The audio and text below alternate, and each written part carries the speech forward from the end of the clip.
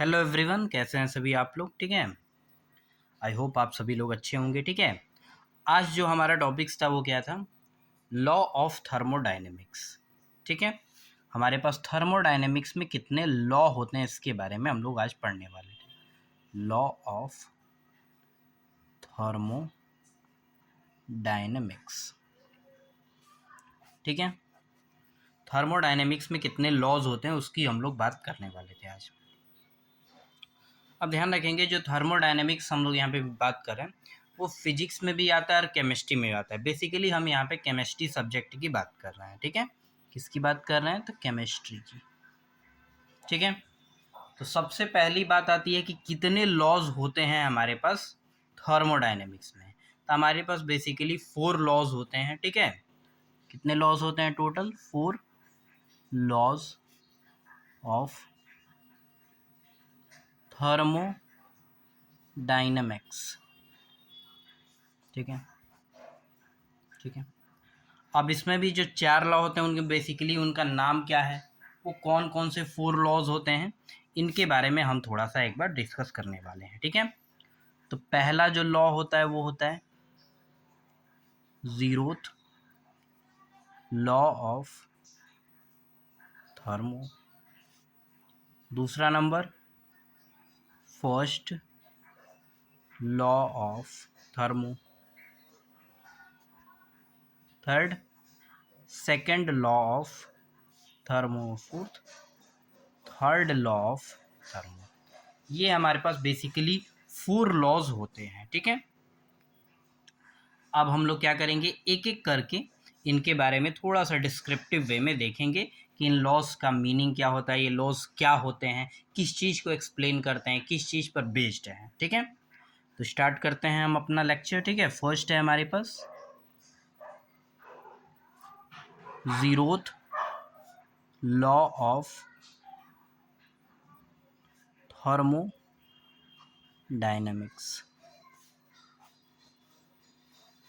ठीक है, zeroth law of thermodynamics की हम लोग बात कर रहे हैं। अब इसमें क्या होता है हमारे पास, जैसे हम लोग ले लेते हैं कि अगर कोई 3 सिस्टम है, ए कॉमा बी कॉमा सी, ये हमारे पास सिस्टम है। 3 हमारे पास सिस्टम गिवन है। ठीक है, अब अगर हम ध्यान देंगे, ए जो है थर्मल इक्विलिब्रियम रहेगा बी के साथ। ये क्या है? Thermal equilibrium. ठीक है, ए जो है थर्मल इक्विलिब्रियम में है बी के साथ, और बी जो है थर्मल इक्विलिब्रियम है सी के साथ। ठीक है, ये भी क्या है? Thermal equilibrium. ठीक है, ए जो है बी के साथ थर्मल इक्विलिब्रियम में है, बी जो है सी के साथ, ये भी हमारे पास क्या है? थर्मल इक्विलिब्रियम में है। तो ऑब्वियस सी बात है यहाँ से then A is also in thermal equilibrium with C. तो ए और सी भी आपस में क्या होंगे? थर्मल इक्विलिब्रियम में होंगे। यही कहता है जीरोथ लॉ ऑफ थर्मोडायनेमिक्स। ठीक है, बस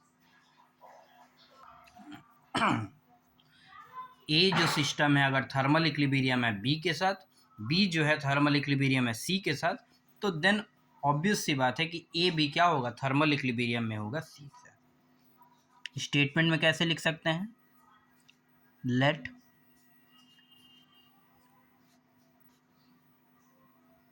three system then if A is in thermal equilibrium with B and B is also in thermal equilibrium with C, then A and C is in also in thermal equilibrium। ठीक है, तो A और सी भी हमारे पास क्या होगा?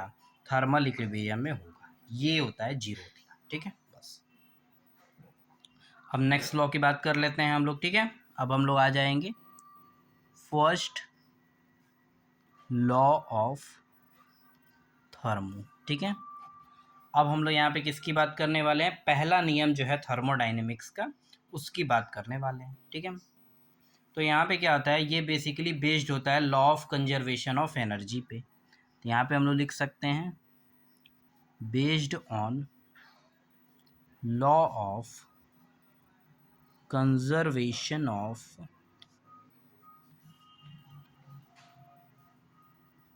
Energy, ठीक है।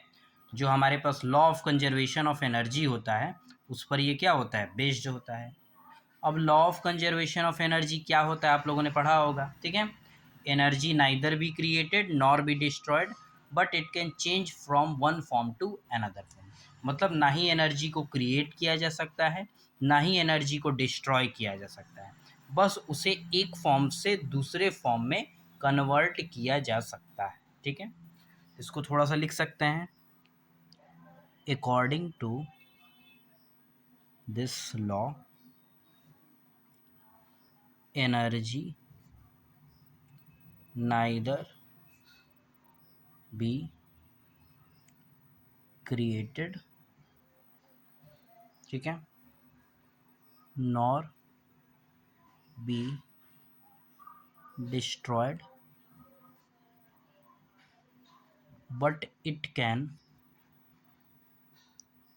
Convert from one form to another form. ये होता है हमारे पास, ठीक है। अब ये भी स्टेटमेंट हमारे पास लिखेंगे तो ये फर्स्ट लॉ ऑफ थर्मोडाइनमिक्स को ही बताता है, बट एक और स्टेटमेंट हम लोग पढ़ सकते हैं, ठीक है। ओके, तो इसका एक और स्टेटमेंट क्या हो सकता है फर्स्ट लॉ ऑफ थर्मोडाइनमिक्स का, कि जो यूनिवर्स होता है, universe is an isolated system. Universe क्या होता है, एक आइसोलेटेड सिस्टम होता है। आइसोलेटेड का मतलब क्या होता है, ना ही इसके अंदर कोई भी एनर्जी का एक्सचेंज होगा, ना ही इसके अंदर कोई भी मैटर का एक्सचेंज होगा, ठीक है। तो यूनिवर्स एक तरीके का क्या है, आइसोलेटेड सिस्टम है, ठीक है। सो टोटल एनर्जी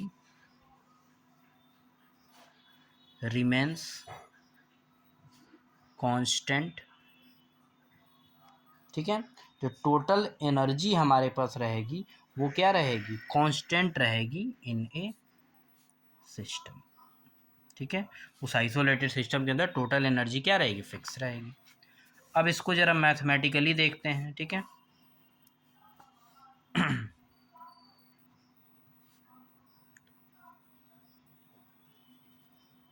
ठीक है, मैथमेटिकली क्या होता है, तो देखिए जैसे लेट सपोज ये एक सिस्टम है, ठीक है, और इसकी एनर्जी जो है हमारे पास U1 है, ठीक है। अब नेक्स्ट स्टेप में जाने पर हमने क्या कर दिया, इस सिस्टम के अंदर हीट ऐड कर दिया और वर्क ऐड कर दिया।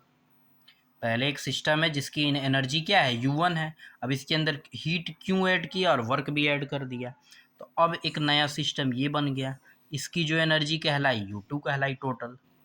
तो एक्चुअल में जो U2 होगा वो किसके बराबर आएगा, तो जो जो चीज़ इसके अंदर इन्वॉल्व है उन सबके सम के बराबर आएगा। तो U1 पहले से था और Q ऐड हुआ है, W ऐड हुआ है, ठीक। तो अगर U1 को इस साइड भेजेंगे तो ये क्या होगा, U2 माइनस U1 बराबर Q प्लस W हो जाएगा।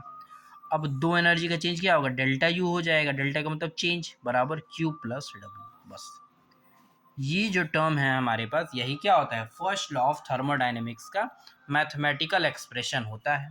डेल्टा U क्या है, change in internal energy. Internal energy में कितना चेंज है। W क्या है, वर्क है, और Q क्या है हमारे पास, हीट है। तो ये हमारे पास मैथमेटिकल फॉर्म रहेगा किस चीज़ का, तो फर्स्ट लॉ ऑफ थर्मोडाइनमिक्स का। क्लियर है, ठीक है। अब हमारे पास आ जाते हैं second law of thermodynamics, thermodynamics, ठीक है। सेकंड लॉ ऑफ थर्मोडाइनमिक्स, तो सेकंड लॉ ऑफ थर्मोडाइनमिक्स के अकॉर्डिंग क्या होता है, according to this law for a spontaneous process लिख दीजिए या चेंज लिख दीजिए, ठीक है, कोई भी एक स्पॉन्टेनियस प्रोसेस के लिए या चेंज के लिए हमारे पास, ठीक है। जो हमारे पास टोटल एंट्रोपी चेंज रहेगा वो हमेशा पॉजिटिव रहेगा, तो ठीक है, तो total entropy change is always positive, ठीक है। स्पॉन्टेनियस का मतलब क्या होता है, एक तरीके का ऐसा प्रोसेस या रिएक्शन जो खुद पर खुद प्रोसीड हो, या एक बार अगर हम उसे स्टार्ट कर दें तो खुद पर खुद इनिशिएट होता जाए, ठीक है, तो उसको स्पॉन्टेनियस बोलते हैं। एंट्रोपी जो होती है रैंडमनेस को बताती है, तो जो टोटल एंट्रोपी चेंज यानी डेल्टा एस टोटल है वो क्या होगा, हमेशा पॉजिटिव होगा, ये ध्यान रखेंगे, ठीक है। या एक तरीके से ऐसा भी कह सकते हैं, entropy of an isolated system increases, या entropy of an isolated system always increases, ठीक है। जो एंट्रोपी होगी आइसोलेटेड सिस्टम की वो हमेशा क्या करेगी, इंक्रीज करेगी, ये भी ध्यान रखेंगे।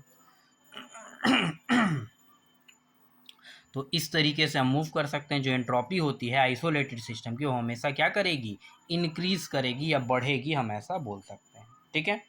तो डेल्टा एस टोटल किसके बराबर होता है, तो डेल्टा एस टोटल बराबर, जो डेल्टा एस होगा किसका, सिस्टम का प्लस डेल्टा एस सराउंडिंग का, ठीक है, यानी सिस्टम प्लस सराउंडिंग